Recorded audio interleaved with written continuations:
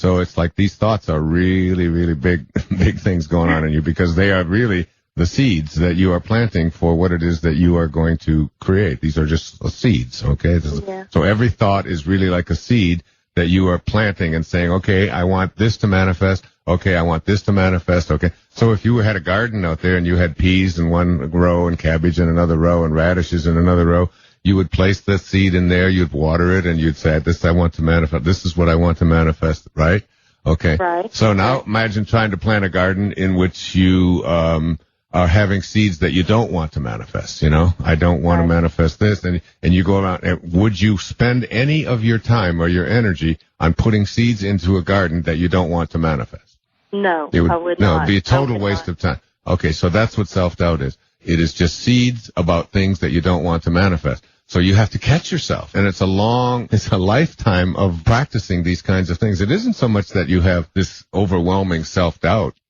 It's that you are forgetting that when you tell yourself this isn't going to work out, or I'm not lucky enough, or I'm not smart enough, or I've never had this kind of experience before, or these kinds of things never follow me around.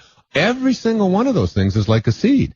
So if you want to manifest it not working out, then have a thought that it's not going to work out, which is a thought of self-doubt. If you want to manifest it's going to take a long time, then you'll have thoughts about it takes a long time, and sure enough, you'll create that.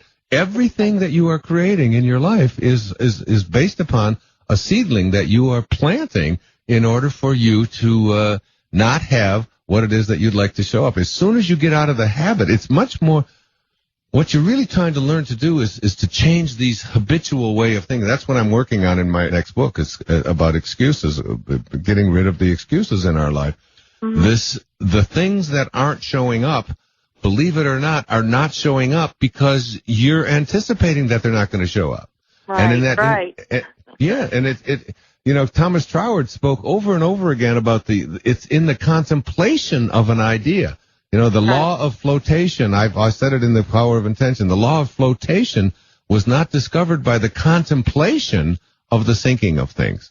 The law of flying, like the Wright brothers, was not discovered by the contemplation of the staying on the ground of things. I mean, they didn't go to Kitty Hawk and think this isn't going to happen. That's what they contemplated. They contemplated it getting off the air. And this was before people, before heavy machines went into the air and flew things, all right? Yeah. Somebody has to contemplate that. So if whatever it is that you want to manifest that isn't here yet, you have to contemplate it continuously. And every time that self-doubt stuff comes up, you stop yourself in the moment and you say to yourself, and you say it very firmly, I am not going to continue to think about what I don't want to manifest, what I don't want to show up in my life.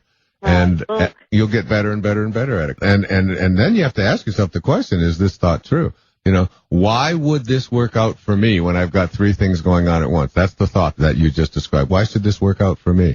Okay. Right. So now the question is that thought true? I mean, because behind that thought is that it isn't going to work out. It probably isn't going to work out. Why would it work out for me? It's never worked out for me before. I've got too much going, blah, blah, blah, blah, blah, blah. All of that kind of stuff. If you were to look at each one of those thoughts and say, are they true? And you'd find out that there's just as much of a likelihood that something could work out for you as the likelihood that it won't work out for you. Either one of those possibilities is equally potentially true. Do you understand that? I understand that.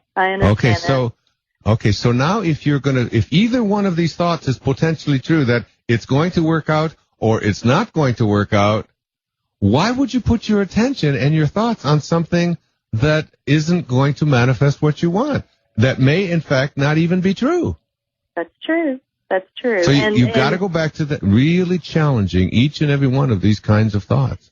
But you got to watch those individual thoughts of doubt, because as Shakespeare said, and this is a really great line from Shakespeare, our doubts are our traitors. Mm-hmm. Every doubt that you have about what it is you would like to attract, and telling yourself that thing, I can't do it, I'm not sure, it's not going to work out, I got too many too many pokes in the fire, all of these kinds of things, you have to let go of each one of those and instead say these things instead. It's on its way. What I want to attract is going to work out.